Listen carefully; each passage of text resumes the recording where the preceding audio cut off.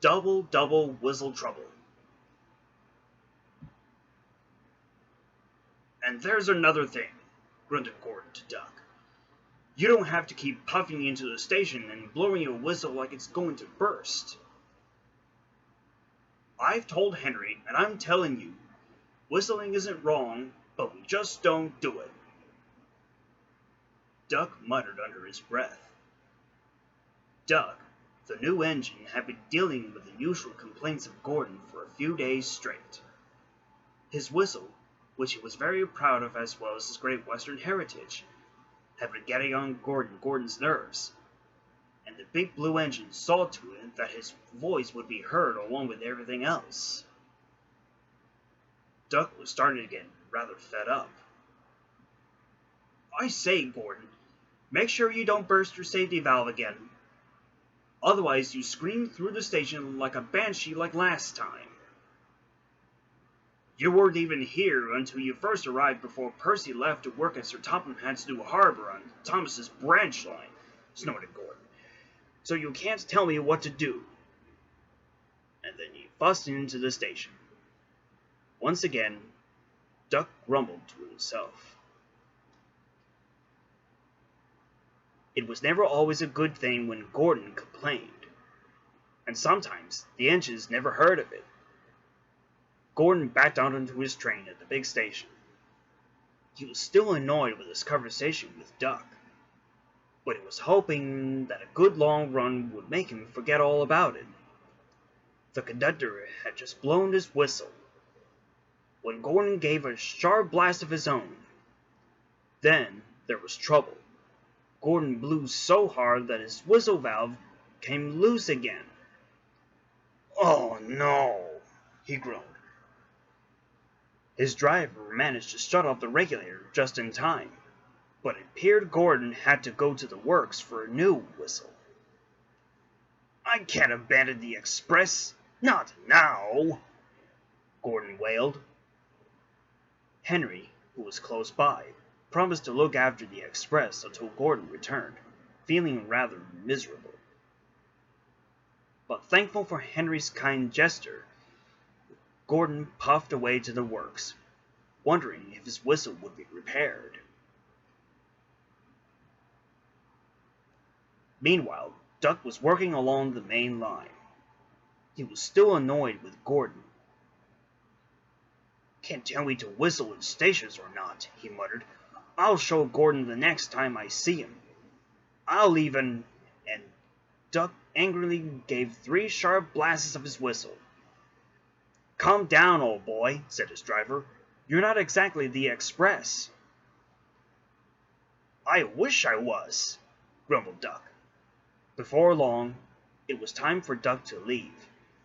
He fussed out of the station, determined to have his say the next time he and Gordon met. Later that day, Gordon was back on the express. His trip to the works had been eventful, hoping his whistle had been repaired. Gordon was very upset that he had to have a temporary one until his whistle could be fixed properly. As he waited for his connection with Thomas at the junction, Gordon seethed with rage.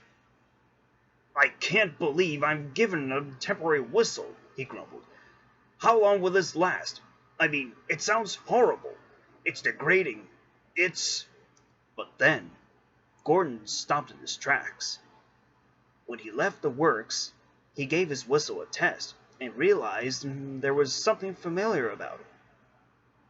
By the time Thomas arrived with Annie and Clarabelle, Gordon had a sly smile on his face. He knew exactly what he was going to do. Meanwhile, Duck was shunting freight cars in the yard at Edward Station. The thought of whistles was playing in his mind. The foreman was annoyed with Duck too, as he just wanted some peace and quiet. As Duck marshaled a long line of freight cars for Edward to take away, he heard the sound of an engine puffed in the distance. Duck didn't need to guess who it was. "This is going to be another treat," he huffed. But then, Duck was caught by surprise when a loud whistle similar to his own screeched from the station with Gordon thundering past with it. "Good heavens!" cried Duck. Gordon and the express rocketed through the station and were out of sight as soon as they arrived. Duck's smile hung open. He was unsure what to make of the whistle he had just heard, which he claimed was proper and Great Western.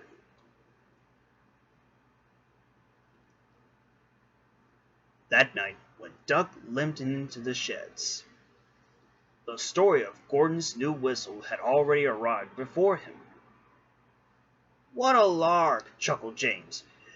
"Your whistle's become quite popular, Duck." "A splendid sound if I do say so myself," chuckled Henry. "I say, Duck, could James and I have a whistle like yours?" Duck just groaned. "Never mind, little Duck," said Gordon. "The whistle's only temporary. I'll have my old whistle back soon. But for now, Sir Topham Hatt's just going to have to accept he's got two engines with the same whistle." Gordon gave his new whistle two sharp blasts, and James and Henry cackled with laughter. Duck moaned and looked at his buffers. He sensed that it was going to be a long time before he brought up the subject of whistles.